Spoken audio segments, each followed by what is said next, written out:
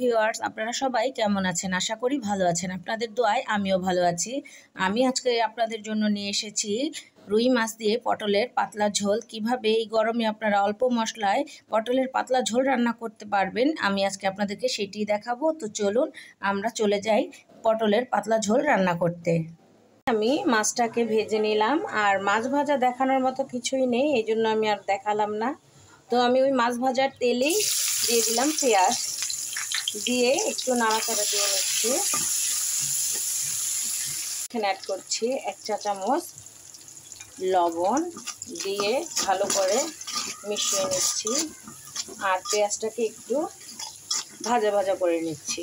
পেঁয়াজটা যখন নরম হয়ে গিয়েছে, এখন আমি এখানে দিয়ে দিচ্ছি 1 চা চামচ হলুদের গুঁড়া, 1 চা চামচ মরিচের গুঁড়া।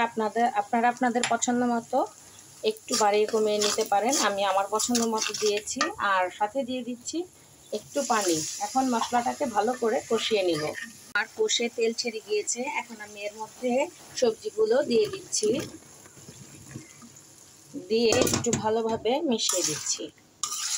আমি এখানে টমেটো, আলু, পটল আর বেগুন দিয়েছি। এখন আমি এটাকে ঢাকনা দিয়ে ঢেকে দেব সিদ্ধ হওয়ার জন্য। একটু নেড়ে দিব। এই যে আমি কিন্তু কোনো পানি দেইনি, সবজি থেকেই পানি বের হয়েছে। আমি আরও কিছুক্ষণ ঢাকনা দিয়ে ঢেকে রাখবো যেন সবজিগুলো একদম গলে যায়। আর আপনারা যদি একটু আস্তে আস্তে সবজি খেতে চান, তাহলে এই পর্যায়ে পানি দিয়ে দিতে পারেন। ঢাকনাটা তুলে দেখব কতটুকু সেদ্ধ হলো। এই যে সম্পূর্ণ সবজিগুলোই সেদ্ধ হয়ে গিয়েছে, টমেটোগুলো গলে গিয়েছে। এখন আমি এখানে অ্যাড করব পানি। আমি এখানে আমার পছন্দ মতো ঝোল দিচ্ছি, আপনারা আপনাদের পছন্দ মতো ঝোল দিয়ে নেবেন। যেহেতু পাতলা ঝোল, একটু পানিটা বেশি দিব আমি। এই তো দিয়ে দিলাম, দিয়ে এখন একটু ঢাকনা দিয়ে দিব যাতে করে এই ঝোলটা ভালো করে ফুটে ওঠে। আমার ঝোলের কি অবস্থা, এই তো টকবক করে ফুটে উঠেছে। এখন আমি এখানে দিয়ে দিচ্ছি মাছ। এই যে মাছগুলো আমি ভেজে রেখেছিলাম, দিয়ে আমি এখন একটু ছড়িয়ে দিচ্ছি যাতে করে একটা আরেকটার গায়ের সাথে লেগে না থাকে।